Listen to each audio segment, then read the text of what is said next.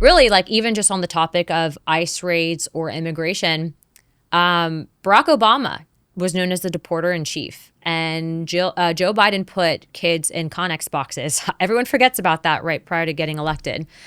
You had Hillary Clinton that had the same perspective, and Chuck Schumer on illegal immigration. And yet all of a sudden, you have Republicans or conservatives or people that want strong, even moderates. Hillary Clinton was MAGA as hell in the 90s. Yeah, she's like based 101 in the 90s. Yeah. What happened? You know, was it bad for fundraising for the Clinton Foundation? We watched this clip of her talking about deporting illegals from like 98 or something like that. Remember she would be the face of MAGA now.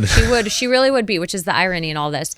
I actually was just on a documentary on the 14th Amendment with Netflix, and we were talking about this, and I'm like, these are the same perspectives. Like, the Republican Party hasn't shifted perspective on their perspective on immigration. The Democrat Party has. Like, they literally, and I'll get into the specifics of this. So when I started to get politically involved and active, like really 2018, but you can see in 2016, Democrats and Republicans, for the most part, had a very strong perspective and standpoint is tail end of Obama administration, right, on illegal immigration. Obama said, don't come here, okay? He literally is on record saying that. Yep.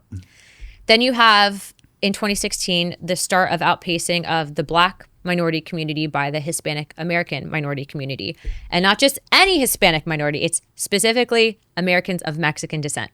So why all of a sudden in 2016, with the rise of Hispanic Americans now being the largest voting minority, do you have a shift in the talking points from Black Americans to now Hispanic Americans, and specifically on immigration? What could possibly cause that? Well, it was because they are trying to target the voting minority bloc for election purposes.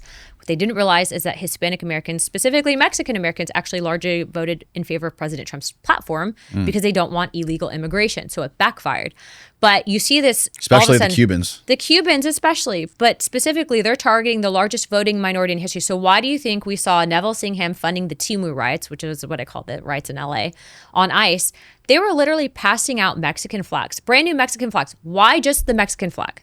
Why not the Honduran flag or El Salvadorian flag or the Cuban flag? Why specifically that flag? And it was because they wanted to create the optics to resonate with a voting base where you now have people that are of Mexican descent saying, oh, you know, they're deporting my people. Bullshit, they're deporting sex offenders. Are your people sex offenders and child molesters and rapists? Last time I checked, I'm American, but I don't own that shit. Deport them. I don't want them here. In fact, I don't even know why we're deporting them. I think that they should, if you are victimizing children like that, especially, why deport them? Capital punishment all the way. Like, I do not think that people like that can be rehabilitated, and I think that they're very bad people. This gets into the whole argument of due process. Due process applies to American citizens. Just because you're here illegally does not guarantee you due process because you're not a U.S. citizen. So fine, deport them. But in general, these people, for them to exploit specifically because of polling to target for elections, they don't actually care who's hurt in the process. They just care about getting elected. And that's what this is really about. I remember in, I think it was 2018, and I don't personally agree with the pathways to citizenship for DACA, okay? But President Trump had a plan that he presented to Nancy Pelosi on DACA, and she did not take the plan. Remember, Barack Obama created DACA. I think that they created it to create a... What does it stand for? Deferred action. Okay. Yeah. Can you look up the full... Yeah, look up DACA. But it was created by Barack Obama at that famous Rose Garden ceremony. I believe that was done not as a solution, but as a foreshadowing future political talking point and leverage point for that demographic, because they saw at that point in time the rise of Hispanic Americans as a targeting voting minority, and it's all about controlling the election cycle and the voters.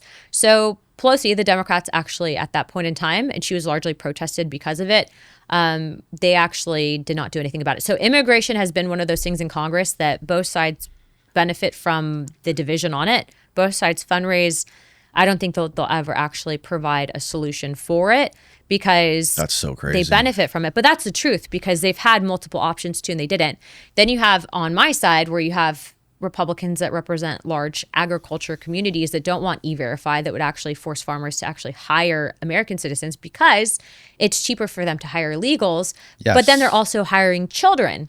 And so hiring children, that's not hiring children, that's slave labor. When you hire a 16-year-old, 14-year-old, Tyson Chicken Farm got busted on that. Kid lost his arm in one of their meat processing facilities. God. Why is a 14? How old was the kid? Like 14 Oh or my 15. God. And you can look up that article, but the point is that this has been very frustrating because the system, because of decades of this mentality, is broken. So the only way to actually fix the system is to put a temporary pause in the immigration process and let it catch up for people that are trying to come here legally, which, by the way, my office handles a lot of cases for people that are trying to do it the right way.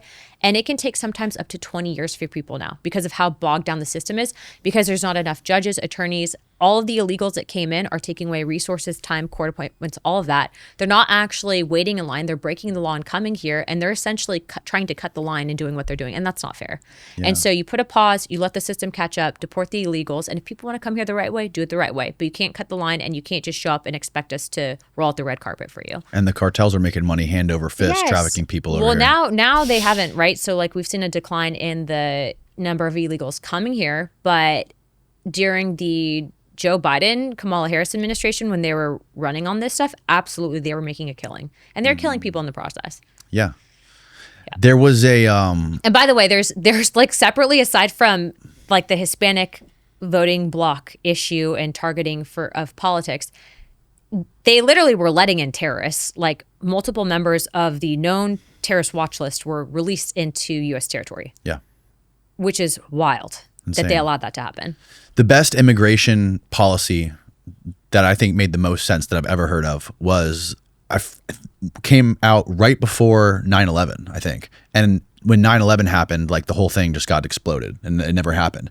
And I think it was basically what it was that Mexicans could come across the border legally to work, and they Like a would work permit? They would have to spend at least 6 months of the year in Mexico. So they could come here, they could work for 6 months. They would always have to pay taxes and all that stuff. They would Deferred action for childhood arrivals, DACA. Yeah. Oh, that's what DACA is. Yeah. Oh, okay, gotcha. Yeah, and then for the remainder of the year, they would have to go back to Mexico. And I was like, man, that makes so much sense. Like, come here, find a way to get them to pay taxes. They can work their job. These people that are running these companies that benefit off them, they're gonna have to find a middle ground where they're not just gonna have to pay, get out of jail free card to pay these people nothing and benefit from illegal immigration. I have a friend who runs a huge commercial concrete company, and 99% of his people are Mexicans, and a lot of them are illegals. And like, because no one else wants to work. Like these guys, these guys aren't rapists, or not serial killers, they're not committing crimes. They're young Mexican dudes with families who, like, all they want to do, like their biggest gripe is they can't work 10 days a week. They want to work Monday through Sunday all day long. Yeah. And they're not, and this gets into a larger discussion though. And like in the 90s, you had, and previous to that, I think it was under Clinton, NAFTA, which like completely destroyed the Mexican economy. And then you have cartels literally running Mexico. So it is what it is with that. Yeah. So you have people, and there's been a vacuum created by like the amount of drug dependence from Americans onto the drug economy that the countries in South America, with the exception of El Salvador and a few others, Yeah. The gangs are essentially running these countries. And so we're the biggest consumer for that product. And so there's been decades long things that have been flawed within the institution of government and Congress, because I think just good people don't want to run for office. I'm like very convinced. Some of the people that I deal with, wow, I sometimes question why do it. But the perspective up there is that, this is just kind of the status quo. And if you have good relationships, if you have a zero tolerance on drugs in this country, on a lot of the crimes that we're seeing, it does have a ripple effect, third and fourth order. It does impact other countries. The things that we say our policies here do impact the countries, people wanting to come here, work, economy, all of that. I mean, you have a lot of people that were programmed into thinking that your typical 4-year degree is like the way of making it in life. Yeah. Meanwhile, I was actually just at a meeting with a couple of manufacturer and construction-based companies here in Pinellas County. And we have a really good program that exists for people that are doing trade schools, But a lot of people look down on if you're in the construction industry or you're an electrician or you're a welder or a crane operator. I got news for you. Those people straight up out of high school are making six figures. You can make great money in those industries, but we've been so programmed and like dumbed down. Everyone wants to be a YouTuber. Yeah, everyone wants to be a YouTuber or an Instagram person, Right. and TikToker. And China has been largely a part of that. They don't show their kids twerking videos on TikTok in China. Right. They show them how to be an astronaut. You want to be a physicist? Like, that's cool to them. Here, Yeah. it's quite the opposite. So you have society that's really been dumbed down, and it's because of how lazy and I think the lack of oversight and conviction of elected officials. But this has been decades long. Like, you have people that have been in office for longer than I've been alive. Like, That's so crazy. by a significant, and they're like, the government's broken. Yeah, because your asses voted us into this brokenness and we're trying to fix it. But there's not enough young people with that perspective. So